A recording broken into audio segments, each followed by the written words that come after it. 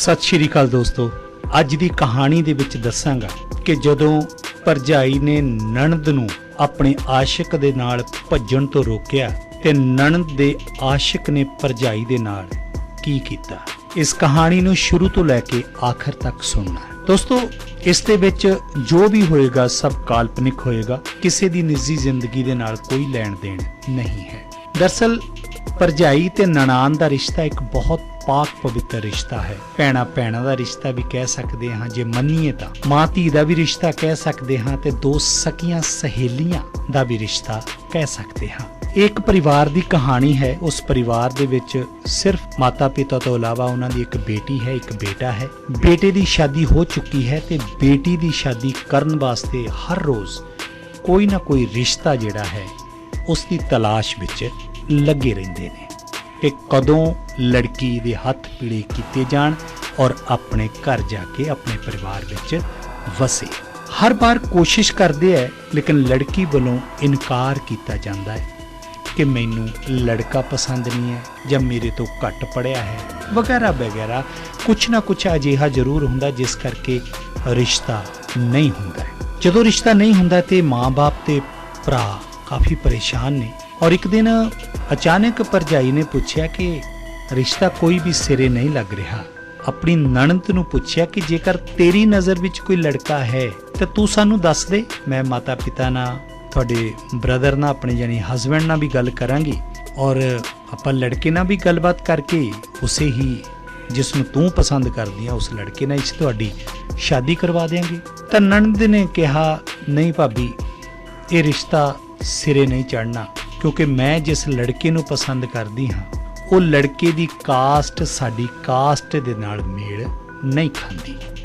लेकिन लड़का खूबसूरत है, मेरी बड़ी रिस्पैक्ट करदा है और मैं शादी करवावांगी तो सिर्फ उस लड़के दे नाल ही करवावांगी। दोस्तों, वक्त बीतदा गया और घर दे विच माहौल तनावपूर्ण नज़र आउण लग पिया, क्योंकि लड़की जवान है, कोई भी रिश्ता सैट नहीं आ रहा और जां तां लड़के वाले कई बार इग्नोर कर जाते हैं जां लड़की इग्नोर करी जाती है। मतलब किते ना किते ये सारी जिहड़ी गेम है वो चलती रहती है। लड़की हुण हौली हौली अपनी भरजाई दे नाल खुलना शुरू हो गई, सारियां गल्लां बातां दसियां और भरजाई ने कोशिश कई बार की है अपने हसबैंड नाल गलबात करन दी भी तुसीं एक बार लड़के नूं मिल लो। पर जदों घर दीयां बंदिशां वो कास्टिज़म विच आउंदा है तां उस वेले किते ना किते बणिया बनाया काम जिहड़ा वो विगड़ जाता है। लेकिन एक दिन अचानक उसकी वाइफ ने अपने हसबैंड नाल गल कीती भी आपां हर रोज़ रिश्तियां दे पिछे भजदे हां कि जे आपां अपनी कुड़ी तो ही पुछ लईए कि जे तुहानूं कोई मुंडा पसंद है तो क्यों ना आपां उसदा ही रिश्ता उस नाल कर दईए। तां एक गल सुन के उसका हसबैंड थोड़ा जिहा गुस्से च आया। उसने कहा कि ऐ किवें हो सकदा, असीं अपनी भैण दा खुद रिश्ता लभांगे तो उसकी खुद शादी करांगे। तो भरजाई ने कहा जे लड़का उसने पसंद कर लिया तो इस विच नाराज़गी की किहड़ी गल है। तो लड़के ने फिर जवाब दिता है कि माता पिता दे जो संस्कार दिते ने असीं उन्हां संस्कारां विच रह के ही सारे काम काज करांगे। आखिरकार वक्त आ गया है। लड़की ने एक दिन अपने फोन ते उस लड़के नाल भरजाई दी भी गल करवाई और दोहां ने यह गल कीती है कि असीं शादी करवावांगे तो सिर्फ दोवें मिल के करवावांगे, होर कोई साडी शादी नहीं करवा सकता। भरजाई ने बहुत सारियां गल्लां कीतियां पर वो दोवें अड़े रहे। एक दिन लड़के दे परिवारक मैंबरां ने भी अपने बेटे दी शादी नूं लैके रिश्ते लभणे शुरू कर दिते, पर उधरों भी इनकार करदा रहा। कोई भी सिरे गल नहीं सी चढ़ रही। इधरों लड़की दे माता पिता भरा परेशान, उधरों लड़के दे माता पिता ते भैण भरा परेशान। आखिर दोस्तों वही होया जिसका डर सी। एक दिन दोहां ने मन बना लिया कि आपां रात नूं घरों भज जाना है। एक गलबात जदों हो रही सी तां भरजाई दे कन्नां विच भज्जण दी गल पै गई। वो एकदम चौंक गई कि ये कोई भी कदम चक सकते ने। आखिरकार वही होया, उन्हां ने रात दा टाइम फिक्स कर लिया। फिक्स उन्हां दिनां विच कीता जदों उस लड़की दा ब्रदर एक हफ्ते दी ट्रेनिंग ते बाहर गया होया सी। माता पिता सारा दिन पूजा पाठ विच लगे रहिंदे ਔਰ ਰਾਤ ਦੇ 12 ਵਜੇ ਦਾ ਉਹਨਾਂ ਦੋਹਾਂ ਨੇ ਟਾਈਮ ਫਿਕਸ ਕੀਤਾ ਸੀ। ਭਰਜਾਈ ਨੂੰ ਨੀਂਦ ਨਹੀਂ ਆ ਰਹੀ ਸੀ ਕਿਉਂਕਿ ਘਰ ਦੀ ਇੱਜ਼ਤ ਉਸ ਲਈ ਸਭ ਤੋਂ ਵੱਡੀ ਜ਼ਿੰਮੇਵਾਰੀ ਸੀ। ਜਦੋਂ ਜਾਣ ਲੱਗੀ ਕੋਠੇ ਦੀ ਛੱਤ ਤੇ ਚੜੀ ਤਾਂ ਮਗਰ ਹੌਲੀ-ਹੌਲੀ ਭਰਜਾਈ ਵੀ ਚੜ ਗਈ। ਉਸਨੇ ਆਪਣੇ ਮੋਬਾਈਲ ਦੇ ਵਿੱਚ ਜੋ ਲੱਗੀ ਟਾਰਚ ਹੈ ਉਸ ਦਾ ਇਸ਼ਾਰਾ ਕੀਤਾ। ਨੀਚੇ ਉਤਰੀ।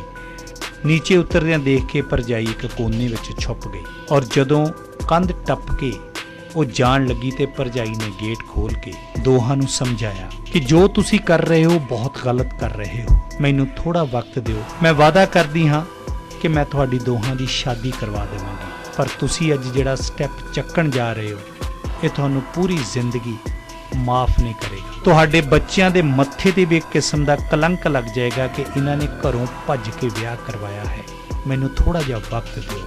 ਕਿਤੇ ਨਾ ਕਿਤੇ ਉਸ ਲੜਕੇ ਦੇ ਦਿਮਾਗ ਦੇ ਵਿੱਚ ਇਹ ਗੱਲ ਆ ਗਈ ਕਿ ਜੋ ਇਹ ਕਹਿ ਰਹੀ ਹੈ ਉਹ ਬਿਲਕੁਲ ਠੀਕ ਹੈ। ਉਸ ਨਣਦ ਦੇ ਆਸ਼ਿਕ ਨੇ ਗੱਲ ਸਮਝੀ, ਆਪਣੀ ਮਾਸ਼ੂਕ ਨੂੰ ਵੀ ਸਮਝਾਇਆ ਕਿ ਜੋ ਇਹ ਕਹਿ ਰਹੀ ਹੈ ਤੇਰੀ ਭਰਜਾਈ ਇਹ 16 ਆਨੇ ਸੱਚ ਹੈ, ਸਾਨੂੰ ਕੋਈ ਵੀ ਅਜਿਹਾ ਕਦਮ ਨਹੀਂ ਚੱਕਣਾ ਚਾਹੀਦਾ।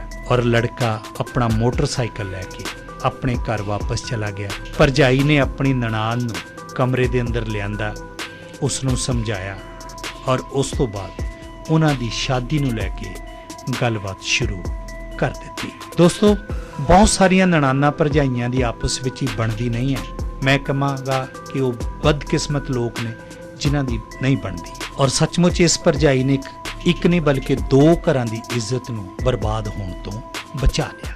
Now A1 Punjabi launch a newspaper, The Power of Words. Now you check out all our daily updates on our website www.a1punjabi.com and all updates on our social networks, Facebook, Twitter, Instagram and YouTube.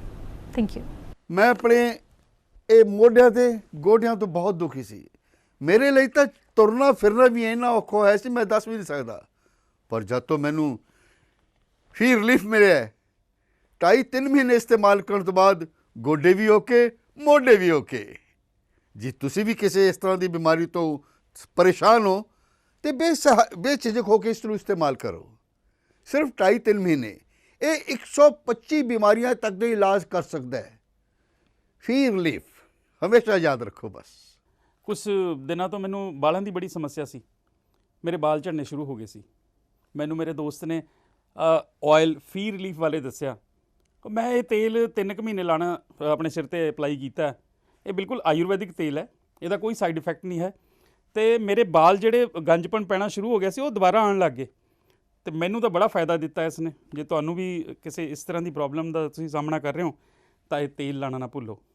ਕਿਤਨਾ ਕਿਤੇ ਅਸੀਂ ਆਪਣੇ ਬਾਲਾਂ ਕਰਕੇ ਸ਼ਰਮ feel ਕਰਦੇ ਹਾਂ ਕਿ ਸੋਸਾਇਟੀ 'ਚ ਬੈਠੇ ਹਾਂ ਕਿ ਕੋਈ ਮਜ਼ਾਕ ਨਾ ਕਰ ਰਿਹਾ ਹੋਏ, ਪਰ ਥੈਂਕਸ ਟੂ ਫ੍ਰੀ ਲੀਫ ਜਿਹਨੇ ਮੇਰਾ ਇਹ ਕੌਨਫੀਡੈਂਸ ਬਿਲਡ ਕੀਤਾ, ਜਿਹਦੇ ਲਗਾਉਣ ਨਾਲ ਮੈਂ ਮਾਰਕੀਟ 'ਚ ਹੁਣ ਬੜਾ ਹੀ ਕੌਨਫੀਡੈਂਟ ਹਾਂ ਔਰ ਇਹਦੇ ਨਾਲ ਮੈਨੂੰ ਬੜਾ ਫਾਇਦਾ ਹੋਇਆ। ਅਤੇ ਮੈਨੂੰ ਸਰਵਾਈਕਲ ਦੀ ਵੀ ਦਿੱਕਤ ਸੀ ਅਤੇ ਉਹਦੇ ਨਾਲ ਵੀ ਮੈਨੂੰ ਬੜਾ ਰਿਲੀਫ ਮਿਲਿਆ। ਇਹ ਯੂਜ਼ ਕਰੋ ਅਤੇ ਮੈਂ ਪ੍ਰੈਕਟੀਕਲ ਯੂਜ਼ ਕਰ ਰਿਹਾ।